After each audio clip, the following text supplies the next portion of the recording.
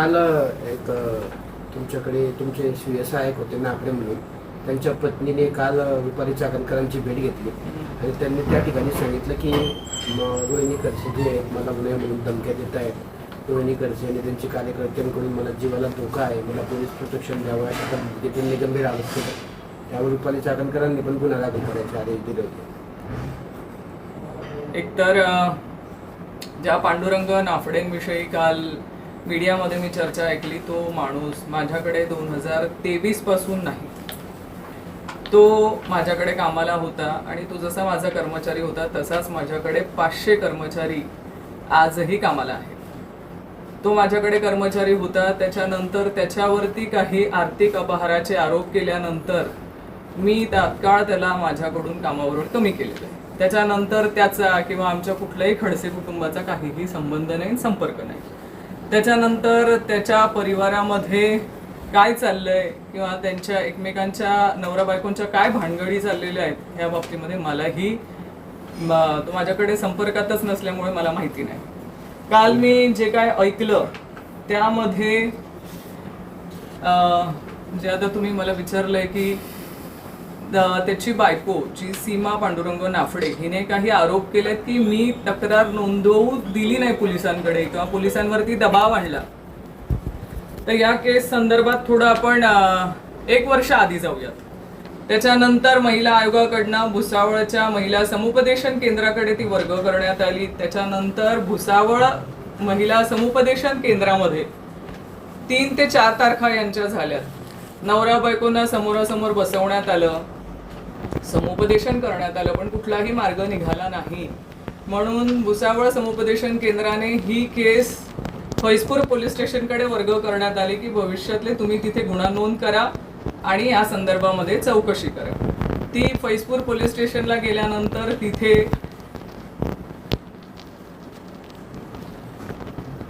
23/9/24 ही म्हणजे 23/9/24 ही त्यांच्या समुपदेशन केंद्रातली तारीख आहे.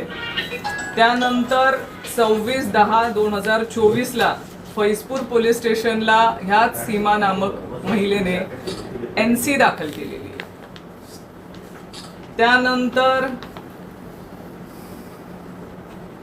फैजपूर पोलीस स्टेशनला देखील या दोघं नवरा बायकोंचं अनेकदा समुपदेशन घडवून आणण्याचा प्रयत्न पोलिसांनी केला आणि ह्या सगळ्या प्रकारामध्ये काल ती महिला आयोगाच्या अध्यक्ष जळगावला आल्यानंतर तिथे उपस्थित राहिली आणि अचानक तिने माझं नाव घेतलंय. आता जो तिने आरोप केला तो पहिला आरोप मी इथे खोडण्याचा हे तुम्हाला सांगते की ती जी म्हणाली की मला पोलीस स्टेशनला तक्रार होऊ दिली नाही, माझ्यावरती दबाव आणला किंवा माझी तक्रार घेऊ नये म्हणून पोलिसांवरती दबाव आणला.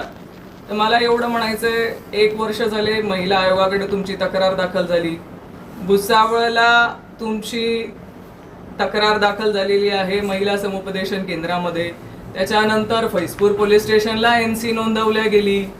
हे सगळं होत असताना कुठे दबाव आहे? तुमची प्रक्रियेने बरोबर प्रत्येक तक्रारीची ज्या तऱ्हेने तक्रारीचं निवारण व्हायला हवं, समुपदेशन व्हायला हवं, ते झालेलं आहे. मग याच्यामध्ये धमकावण्याचा किंवा तुमची तक्रार न घेण्याचा प्रश्न आला कुठे? दुसरा विषय, काल इथून गेल्यानंतर त्यांनी फैजपूर पोलीस स्टेशनला एक तक्रार दाखल केली ह्याच सीमा नामक महिलेने. आता ही FIR ची कॉपी आहे. ह्या FIR च्या कॉपीतल्या मी फक्त 4 ओळी वाचून दाखवेल. सुरुवातीचं भरपूर काही आहे, हे मी तुम्हाला मीडियाला याच्या कॉपीज दिलेल्याच आहेत.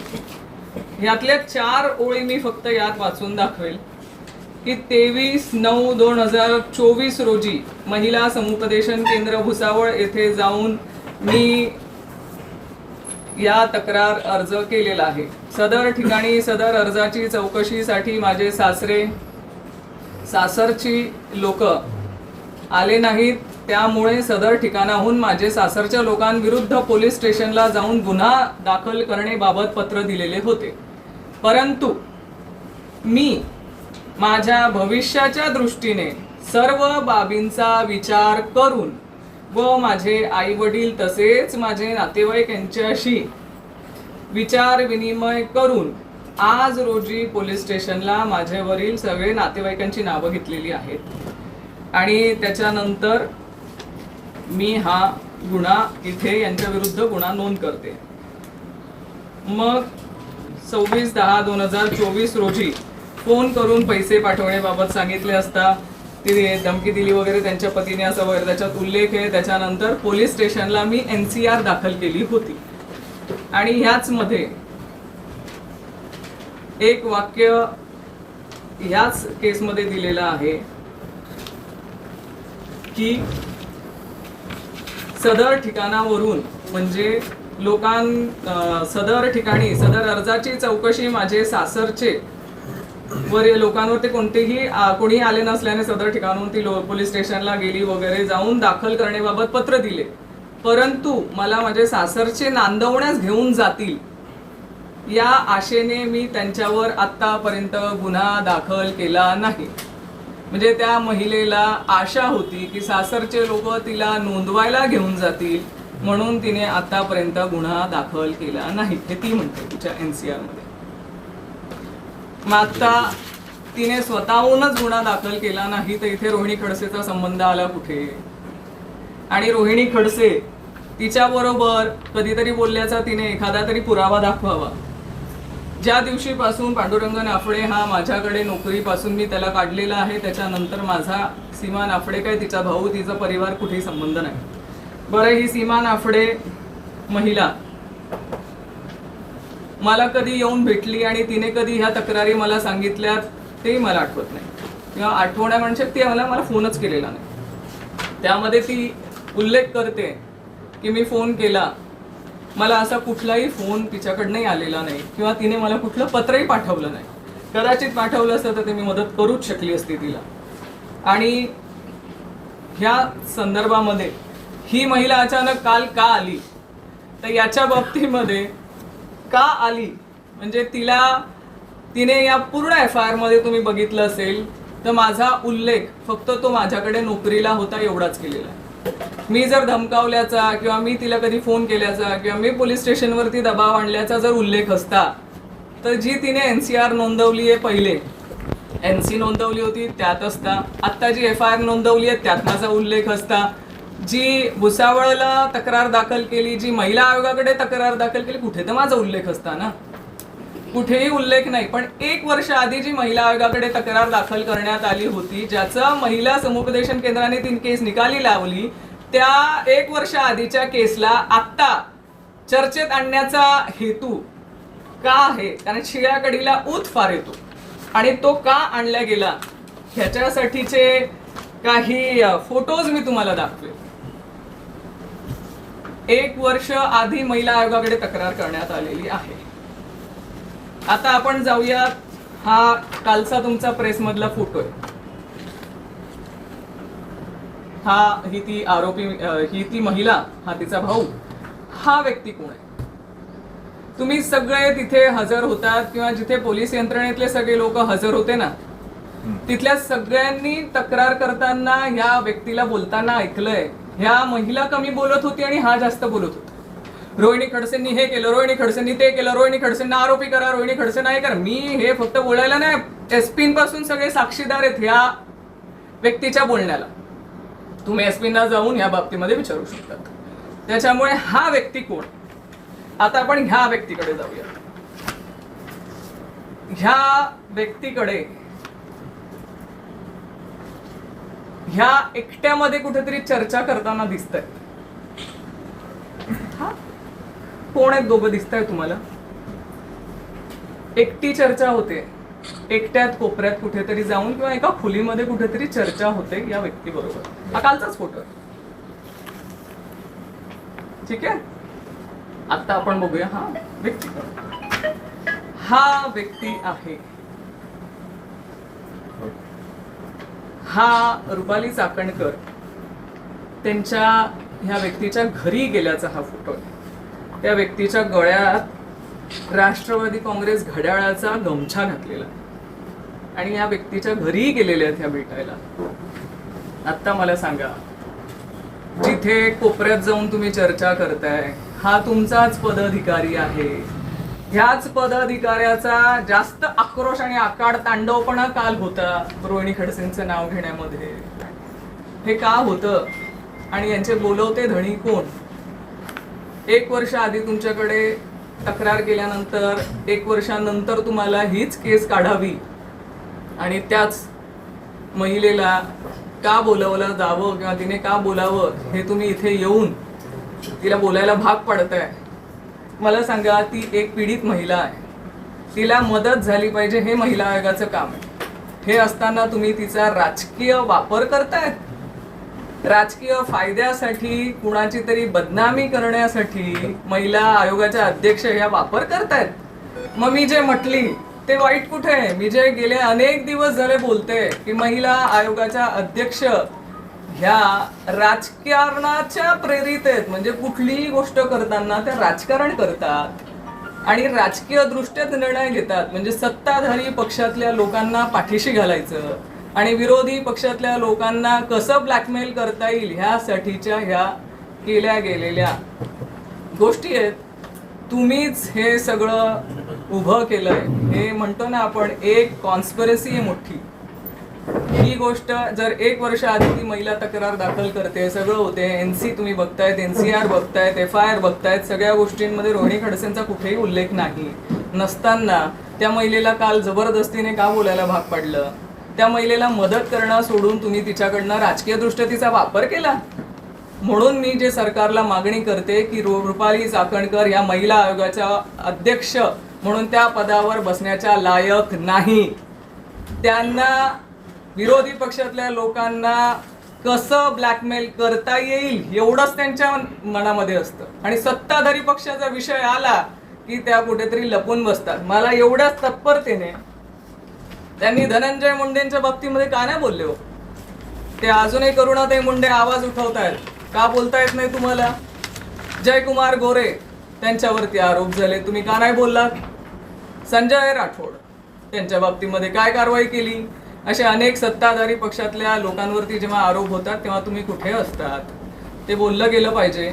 पण ह्या सगळ्या केसमध्ये जी काय माझी नाहक बदनामी करण्याचा प्रयत्न झालेला आहे, मी या महिलेवरती अब्रू नुकसानीचा दावा दाखल करणार आहे.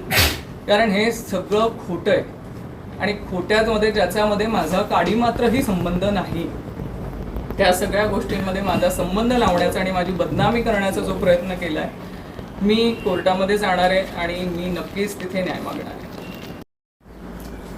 मी म्हणण्यापेक्षा त्यांनीच हे मान्य केलंय. ही जी FIR ची कॉपी आहे ना दादा, ह्या FIR च्या कॉपीत कुठेतरी उल्लेख असता ना रोहिणी खडसेंचा, आहे का? मी तर वाचायला दिली होती तुम्हाला. पुण्यातलं जे वैष्णवी आगवणे प्रकरण घडलं होतं, त्या प्रकरणामध्ये ज्यावेळेस तुम्ही स्टँड घेतला, न्याय मिळाला पाहिजे आगवणे कुटुंबियांना, त्यानंतर सगळ्यात पहिली मागणी तुमचीच होती की राज्य महिला आयोगाच्या अध्यक्षपदावरून रुपाली चाकणकरांना हटवलं पाहिजे. तिथून ही सूडभावना पेटली असं काही? तसंच म्हणावं लागणार आहे. कारण तुमच्या विरोधामध्ये जेव्हा मी सगळीकडे बोलते किंवा मी जे कायद्याने तुम्हाला पुराव्यांसहित मी हे सगळीकडे दाखवून दिलेलं आहे की वैष्णवी हगवणेंच्या केसमध्ये रुपाली चाकणकरांचं अक्षम्य असं दुर्लक्ष होतं आणि त्याच्यामुळेच वैष्णवीचा बळी गेला. याच प्रकरणाचा कुठेतरी त्यांनी माझ्यावरती सूड भावनेच्या हिशोबाने हा जो आजचा कालचा केलेला स्टंट होता ना, हा तो त्यातनंच आहे. या स्टंटला आता त्यांनी सामोरे जावं. CDR रिपोर्ट सगळे त्यांच्याच माध्यमातून त्यांनी काढायचे आदेश द्यावे ना, एवढे ते घाबरत असतील तर, आणि त्यांना खरं असतील तर त्यांनी सांगावं. हा सगळा घडवून आणलेला कॉन्स्पिरसी आहे मोठी आणि हे झालंय म्हणून मी माझ्या बदनामीच्या ह्याच्यासाठी मी दावा दाखल करणार आहे. त्याच्यावर झाला होता घरात घुसून आणि त्या घटनेकडे लक्ष देण्याचं सोडून रुपाली चाकणकर जळगावात आले. अनेक घटना काल जळगाव जिल्ह्यामध्ये होत्या जिथे महिला आयोगाला लक्ष देण्याची गरज होती, पण महिला आयोगाच्या डोळ्यावरती पट्टी बांधली गेलेली आहे. राजकीय द्वेष हा एवढा जास्त त्यांच्या डोळ्यामध्ये आहे की त्यांना महिलांच्या समस्या, महिलांच्या बाबतीमध्ये झालेला अत्याचार दिसतच नाही. काल घाईघाईमध्ये येणं आणि फक्त रोहिणी खडसेंना टार्गेट करणं एवढाच प्रकार काय जो होता तो का झालेला आहे, त्यातनं काही त्यांना समाधान मिळालं असेल, पण जळगाव जिल्ह्यातल्या माता भगिनींना कुठलंही समाधान नाही. मी SP साहेबांना याच्यानंतरही भेटायला जाणार आहे की कालचं जो भेट होती याच्यामध्ये किंवा याच्या आधीच्याही भेटी होत्या याच्यामध्ये किती महिलांना न्याय मिळाला हाही जरा डेटा बाहेर येऊन जाऊ द्या. कारण एक वर्ष, जेव्हा 1 वर्ष आधी तुमच्याकडे तक्रार केलेली असते तिला तुम्ही न्याय देऊ शकला नाहीत आणि मग तेच प्रकरण तुम्ही बाहेर काढतात कुणाला तरी त्रास देण्यासाठी, हे तुमचं म्हणतो ना आपण तुम्ही तिला न्याय देऊ शकला नाहीत ही तुमचा कमकुवतपणा आहे. 1 वर्ष लागतो कुणाला न्याय द्यायला. ते काल रुपाली चाकणकरांनी या साऱ्या विषयावरून तुमच्यावर एक टीका केली की राजकीय गुंडागर्दी जी आहे ती खपवून घेतली जाणार नाही. गुंडागर्दी त्यांना मी उद्या सांगणार आहे. थोडे कागदपत्र मी माझ्याकडे लपवून ठेवले. गुंडागर्दी याच्यासाठी मी उद्या परत एकदा आपण प्रेस घेऊया. रुपाली मुलीची छेड काढण्यात आली आणि त्यानंतर जाब विचारासाठी गेलेल्या कुटुंबियांना वाळू माफियांकडून मारहाण करण्यात आल्याची घटना घडलेली आहे कुठे? जालन्यामध्ये. मी बातमी नाही बघितली, सॉरी. काही जालन्यामध्ये अशी घटना घडली आहे की जर महाराष्ट्रामध्ये महिला अत्याचाराच्या घटना असतील किंवा गुन्हेगारी ही मोठ्या प्रमाणात वाढलेली आहे, जेव्हा आपण सरकारला जाब विचारण्याचा प्रयत्न करतो की ह्या संदर्भामध्ये तुम्ही काय कारवाया करता, त्याचं उत्तम उदाहरण तुम्ही कालच्या घटनेवरून बघितलं असेल. जेव्हा विरोधक तुम्हाला जाब विचारतात तेव्हा त्यांच्यावरती खोटे गुन्हे कसे नोंद होतील हेच सत्ताधारी पक्षाच्या लोकांकडनं बघितलं जात आहे. दुर्दैव म्हणावं लागेल महाराष्ट्राचं, पण तुम्हाला आज ना उद्या उत्तर द्यावं लागेल, कारण याच्यामध्ये नाहक अनेक लोकांचे बळी जात आहेत. याकडे सरकारला लक्ष द्यावं लागेल आणि आम्ही सगळे विरोधी पक्ष इथले सगळे लोक सरकारला ह्याही अधिवेशनामध्ये जाब विचारणार आहोत की तुम्ही तुमची उपाययोजना काय आहे. महाराष्ट्रामध्ये ह्या ज्या अत्याचाराच्या किंवा हत्येचे प्रकरण किंवा ज्या गुन्हेगारी जी महाराष्ट्रामध्ये वाढलेली आहे ह्यासाठी सरकार काय करतंय हे आम्ही सगळे विरोधक सरकारला जाब विचारणार आहोत. ते आपल्याकडनं थेट हे आव्हान रुपाली चाकणकरांना आहे का? कसलं? हेच राजीनामा मी म्हटलंय त्याच्यामध्ये, मी हे अजितदादांनाही भेटून सांगणार आहे की तुमच्या महिला पदाधिकारी जर असं ब्लॅकमेलिंगचं काम करत असतील तर ते कुणी खपवून घेणार नाही. इथे महिला आयोगाला महिलांना न्याय देण्याचं ते पद आहे. तुम्हाला कुठल्या लोकांचा जबरदस्तीने कोणाच्या मुखातून बोलवून घेऊन जबरदस्तीने कोणाची बदनामी करण्यासाठी हे पद नाही. आणि जर कोणी गैरवापर करत असेल तर मी हे अजितदादांना भेटून त्यांच्या कानावर घालायला नक्की जाणार आहे. नुकसानीचा दावा कोणाच्या विरोधात? सीमा पांडुरंग नाफडे यांनी ज्या काल येऊन, जिथे माझा कुठेही संबंध नाही, जिथे दूरपर्यंत मी त्या केस संदर्भात कधी पोलीस स्टेशनला फोनही केलेला नाही किंवा कुठल्याही ठिकाणी फोन केलेला नाही किंवा मी कुठेही कधी प्रेशर आणल्याचा काहीच संबंध नाही. कारण एकदा माझ्याकडून नोकरीवरून मी काढून टाकल्यानंतर त्या परिवाराशी संबंध ठेवण्याचा काही संबंध नाही. म्हणजे मीच काय माझ्या खडसे कुटुंबातला कुणीही कुठेही फोन केलेला नाही की ह्या केस संदर्भामध्ये. मग असं असताना कुणाच्या तरी राजकीय फायद्यासाठी राजकीय दबावाखाली ती बिचारी महिला येते आणि राजकीय दबावाखाली ती वक्तव्य करते. पण हे जे काय होतंय त्याच्यामुळे माझी बदनामी झाली आहे. ज्या गोष्टीमध्ये माझा संबंध नाही त्या गोष्टीमध्ये माझा संबंध जाणून बुजून खेचण्यात आलेला आहे आणि त्यासाठी मी अब्रू नुकसानीचा दावा दाखल करणार आहेच की. मी सिद्ध करून दाखवलं ना. कोण आहे तो? त्यांचा राष्ट्रवादी काँग्रेसचा कार्यकर्ता गुणवंत नीळ, वामनोदचा माणूस आहे. त्याचा काय संबंध आहे? या कार्यकर्ता आहे ना तो यांचा. हे काय पक्षाचा पदाधिकारी आहे, त्यांचा घड्याळाचा गमछा घातलेला आहे. हाच व्यक्ती तिथे घेऊन आलेला होता, हाच व्यक्ती तिथे आकारदांडवपणा करत होता एसपींच्या समोर. एसपींना विचारा ना, साक्षीदार आहेत एसपी. मी याच्यामध्ये साक्षीदार म्हणून एसपींचाही उल्लेख करणार आहे माझ्या केसमध्ये, कारण हे सगळं त्यांच्या समोर झालेलं आहे. ते त्यांना माहिती आहे सगळ्या गोष्टी. काय संबंध? आणि ती मुलगी साधी आहे हो. त्या मुलीला जबरदस्तीने काहीतरी भूलतापा देऊन राजकारणाचा बळी ठरवतायत का तुम्ही? एखाद्या महिलेला न्याय देत असताना तिचा राजकारणासाठी वापर करतात. तिला न्याय द्या ना. न्याय द्यायसाठी तुम्ही त्या खुर्चीवर बसले, तुम्ही काय राजकारणाचा फायदा घेण्याचा प्रयत्न करतायत? लाज वाटली पाहिजे रुपाली चाकणकरला. तुम्ही जसं मगाशी म्हटलं की एफआयआर मध्ये तुमचा कुठेही उल्लेख नाही, तर काल जे घडलं हे सगळं प्री प्लॅन ड्रामा होता असं वाटतं का? प्री प्लॅन ड्रामाच आहे. मी तेच दाखवते तुम्हाला की हे सगळं प्री प्लॅन ड्रामा आहे. गेल्या 1.5 ते 2 महिन्यांपासून रुपाली चाकणकरांनी सारखा एसपींना फोन केलेला आहे, तिथल्या फैजपूरच्या PIला फोन केलेला आहे की काहीही करा पण रोहिणी खडसेंवरती गुन्हा नोंद झाला पाहिजे. का?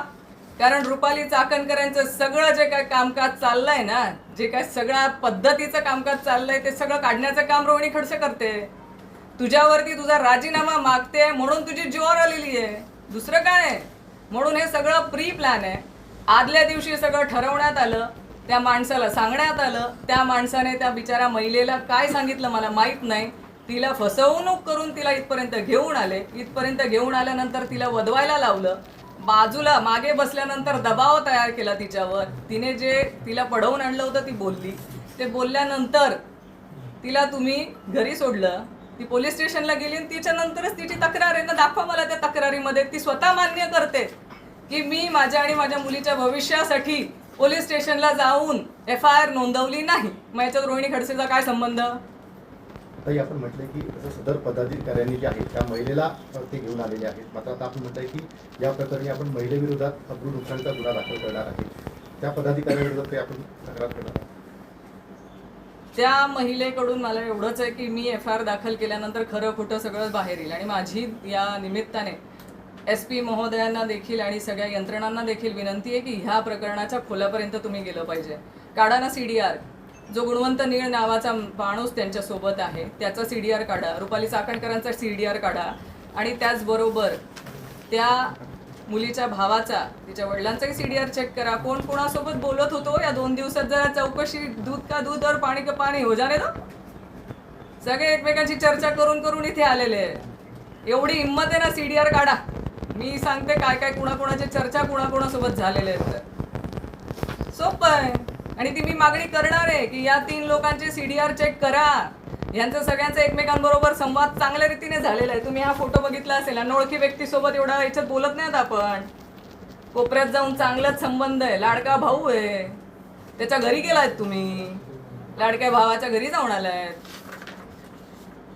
त्याच्यामुळे मी जे मागणी केलेली आहे माझी या निमित्ताने परत एकदा सरकारकडे मागणी आहे. जो राजकीय दृष्ट्या प्रेरित अध्यक्ष महिला आयोगाला नकोय. तात्काळ रुपाली चाकणकरचा राजीनामा घेतला गेला पाहिजे. आणि अशा राजकारणासाठी महिलांचा वापर करणाऱ्या आणि महिलांना जबरदस्तीने बोलवतं करणाऱ्या महिला जे चुकीचं बोलवत आहेत, त्यांना न्याय न देता त्यांचा कुठेतरी राजकारणासाठी वापर करत असतील तर अशा महिलेला महिला आयोगाच्या अध्यक्षपदावर बसण्याचा अधिकार नाही. तिने स्वतःहून पद सोडावं किंवा मी सरकारला या बाबतीमध्ये अजूनही मी मुख्यमंत्री महोदय, उपमुख्यमंत्री महोदयांना हे सगळे पुरावे घेऊन जाऊन मी मागणी करणार आहे की यांच्या सगळ्यांचं CDR चेक केलं गेलं पाहिजे. ते काल त्यांनी एक ही पण मागणी केली की हे जे सारं प्रकरण आहे राज्याच्या गृहमंत्र्यांकडे आम्ही हे प्रकरण मांडू. आता तुम्ही जे काही पुरावे दिलेत यात सगळं ही कॉन्स्पिरसी असल्याचा तुमचा दावा आहे. तर गृहमंत्र्यांचा उल्लेख त्यांनी केला. गृहमंत्र्यांनी वैयक्तिक या प्रकरणामध्ये लक्ष घालायला हवं का? आणि जर समजा घालावं, माझी स्वतःची मागणी आहे की या केसमध्ये मी तुमचंच गृहमंत्री तुमचेच खाते आहेत ना, मी कधीतरी SP फोन केला आहे का हे त्यांनी चेक करावं. मी कधीतरी या प्रकरणामध्ये फैजपूरच्या PIला फोन केला आहे का त्यांनी चेक करावं. कुठे तर केलं असेल ना. जर ते म्हणतायत तर चेक करावं, माझी काही म्हणणं नाही. पण माझी जी मागणी आहे ती त्यांनी पूर्ण करावी. ह्या सगळ्यांचा CDR चेक करावं. ह्या CDR चेक केल्याबरोबर दूध का दूध और पाणी का पाणी बराबर हो जाएगा.